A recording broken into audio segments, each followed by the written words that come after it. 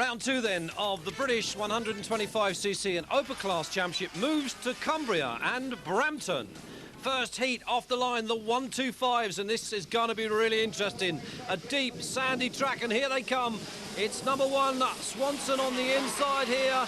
Who's it going to be that will emerge through that chicane corners? A few riders already gone down, and it's number 11, the race spec Honda rider, Ryan Steele. He's got Kelly Swanson behind him.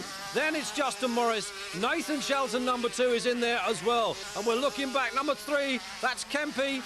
Behind Kempe, it's Tollett. Then Ashley Kane is in that group. Then it's Shepherd, 23, Neil Shepherd, there he is. This really is a deep, sandy track. Wayne Butt, 62, is amongst there, along with Greg Hansen, number 5.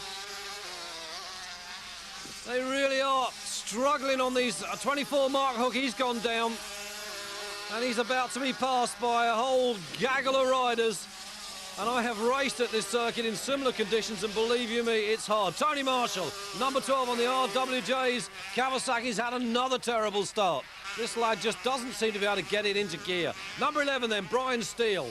Still being pursued by number 1, Kelly Swanson, and Justin Morris, number 10. We're looking back for Prince, and there he is, the Welshman, now up in the 4th. He's got Shelton behind him, then Kane. We're looking back, Danny Tollett's gone through. Wayne Butt is amongst that group. There is Kempe, number 3. Neil Shepherd is right behind him, his teammate. And lurking behind that group, number 5, Greg Hansen, the senior citizen of 125 Racing. Number 18, Jamie Brearden, just gone through, beginning to pick up the points. But we're back with the leader. It is Steele. Steele from Morris now. Behind Morris, there's Prince, number 4. He's beginning to move. Now, Neil Prince knows this track well. He won in 1989 the Schoolboy Championship here. Someone on the side of the track, couldn't see who it was. Once you get stuck here, you are well and truly stuck. Swanson gets through. A stranded rider really becoming quite a nuisance to everybody else. The battle is on at the front. Prince chasing number 11, Brian Steele. 10, Morris is still there in 3rd. Swanson's not had the best of rides. We just picked up there number 9, Barford. Number 2 going through there once again. And that's, of course, Nathan Shelton. And just look at the muck on these boys. And Prince has got the lead. Neil Prince goes into the lead. And as I said, he knows this track well. Riding for Team Kawasaki this year, UK Kawasaki, changing from Suzuki of last year, and Princey leads this first 125 race away. Brian Steele starting the drop back. Swanson beginning to pick up after an early race fall. He's now got number 2, Shelton, right behind him. Number 3 there, Austin Kemp, is also there with that group as the last lap flag goes out to Neil Prince. Second it is now for number 7, Barford. Looking back up the hill, just listen to that wind, and it's Prince then that takes the checkered from Barford. And 3rd then, Justin Morris.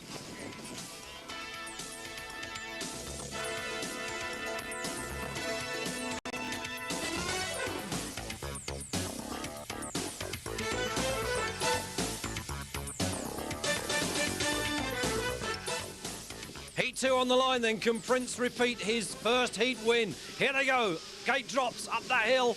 They're scything from side to side. They go into that dogleg chicane. Right, then suddenly left. Oh, they're all down in a heap. Someone hit the tyres there, and I could swore I saw number 2 amongst that group. And that's Nathan Shelton of his, but it's Swanson that's got the whole shot, and he's away. Swanson from Hansen, number 5, followed by number 8. That's Craig Heath youngster Ricky Priest. Then it's Neil Shepherd, 23, in 4th spot. We're looking back, 11 then, and that's Brian Steele from number 7, John Barford on the Eastwood Honda. Well, Kelly Swanson didn't let up the pressure whatsoever in Heat 2. He went on and on to win from second place man Justin Morris, and Nathan Shelton, despite that terrible start, managed to charge through right up into 3rd place. Well, race 3 saw a tremendous battle between these two, Swanson and Ricky Priest. They battled handlebar to handlebar right throughout the race, but it was Ricky Priest that took the win in the end, and Swanson followed him home in 2nd position, and Greg Hansen it was that followed those two home in 3rd spot. So a win then in Heat 3 for this rider, Ricky Priest.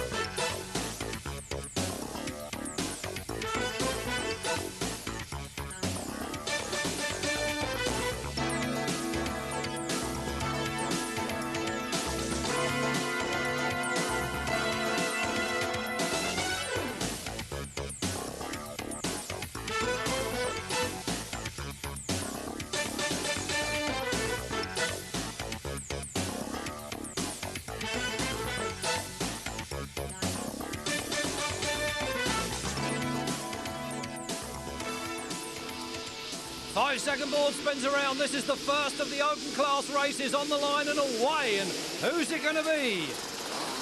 Herring going through there on the inside. That's Craig Pratley, number 9, also tucked up on the inside, but it's Anstey yet again.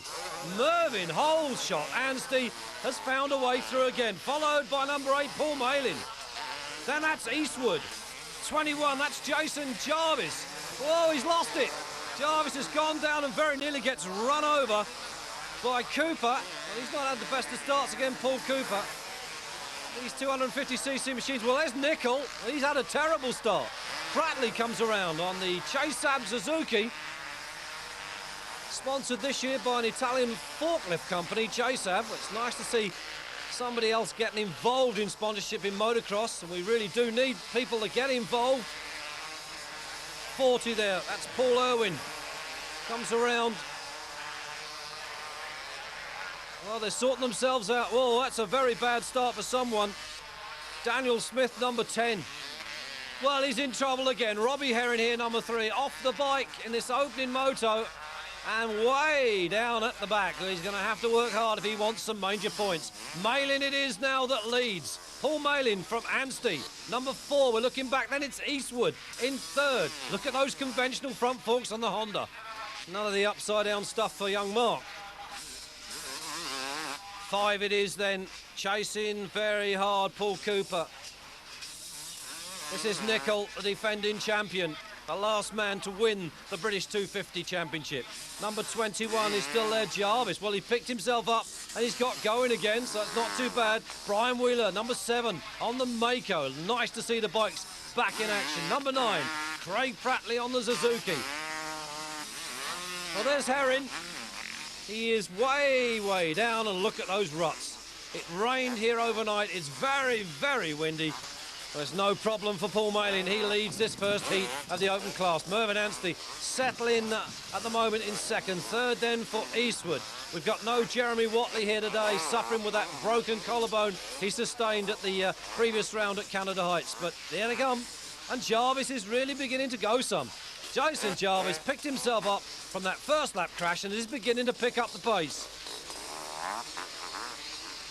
Wheeler down that hill, followed by Craig Pratley. It's a very technical circuit here.